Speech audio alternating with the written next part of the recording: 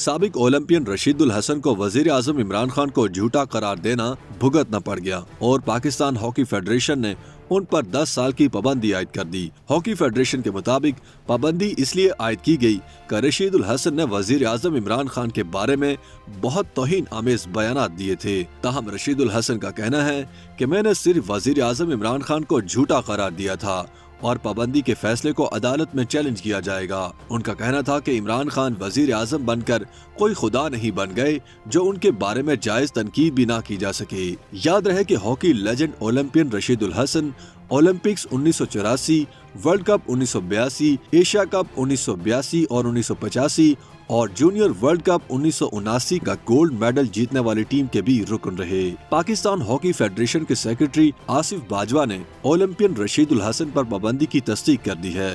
ان کا کہنا تھا کہ اولمپئن رشید الحسن نے ہاکی پر تجزیہ دیتے ہوئے وزیر اعظم کے خلاف بیانات دیے اور پھر پی ایچ ایف کے بھجوائے گئے شوکاز نوٹس کا جواب نہیں دیا تھا۔ سیکرٹری پاکستان ہاکی فیڈریشن نے یہ بھی کہا کہ رشید الحسن کے ریمارکس کا حکومت کی جانب سے سخت نوٹس لیا گیا تھا۔ خیال رہے کہ پاکستان ہاکی ٹیم کے کوچ رانا ظہیر احمد بابر نے اپنے بیان میں کہا تھا کہ اولمپئن رشید الحسن کی وزیر اعظم پاکستان سے متعلق گفتگو انتہائی ناشائستہ اور شرمناک ہے۔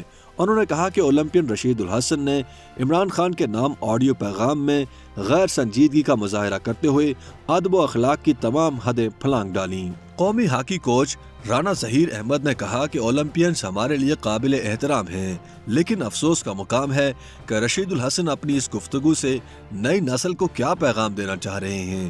انہوں نے کہا کہ اولمپئن رشید الحسن کو سمجھنا چاہیے کہ ذاتی خواہشات پر نظام نہیں چلتے۔ ایک اولمپئن ہوتے ہوئے زیب نہیں دیتا کہ رشید الحسن وزیر اعظم عمران خان سے متعلق غیر شائستہ اور غیر مہذب گفتگو کریں۔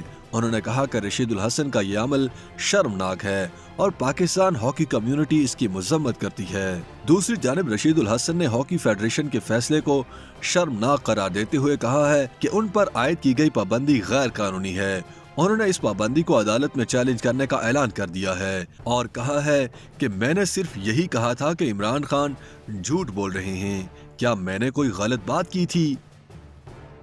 YouTube پر گوگلی نیوز دیکھنے کے لیے youtube.com کی سرچ بار میں googly news T V type کریں۔ گوگلی نیوز کے پیج پر سرخ رنگ کے سبسکرپشن والے بٹن پر کلک کرنا نہ بھولیے۔ YouTube پیج پر اپلوڈ ہونے والی ویڈیوز سے باخبر رہنے کے لیے بیل آئیکن پر کلک کیجیے۔ آپ کو ہر نئی ویڈیو کے بارے میں نوٹیفیکیشن موصول ہو جائے گا۔